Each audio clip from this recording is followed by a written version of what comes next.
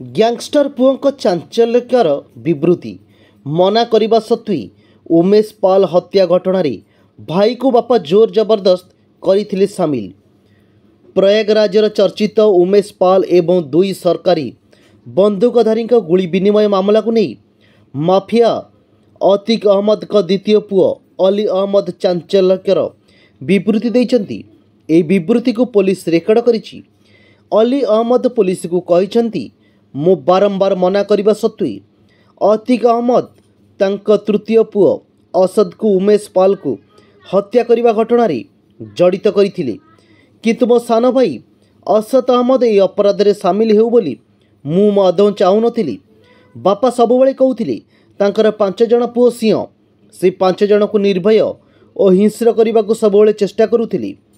ପ୍ରୟାଗରାଜରେ ଉମେଶ ପାଲଙ୍କୁ ତାଙ୍କ ଘର ବାହାରେ ରାସ୍ତାରେ ଗୋଡ଼େଇ ଗୋଡ଼େଇ ଅସଦ ହିଁ ଗୁଳି କରିଥିଲା। ଏହା ପୂର୍ବରୁ ଉମେଶ ପାଲଙ୍କୁ ହତ୍ୟା କରିବା ଷଡ଼ଯନ୍ତ୍ର 2 ଥର ବିଫଳ ହୋଇଥିଲା।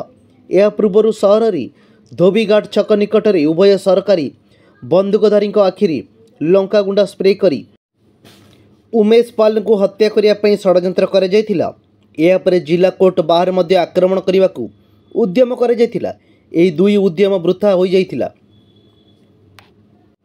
ଉମେଶ ପାଲ ହତ୍ୟାକାଣ୍ଡରେ ବ୍ୟବହୃତ ସାମଗ୍ରୀ ମୋର ଦାଦା ଯୋଗାଡ଼ କରିଥିଲେ। ଦାଦା ଅଶରଫ ବରେଲି ଜେଲରେ ଥାଇ ଏହି ଷଡ଼ଯନ୍ତ୍ରରେ ସାମିଲ ହୋଇଥିଲେ।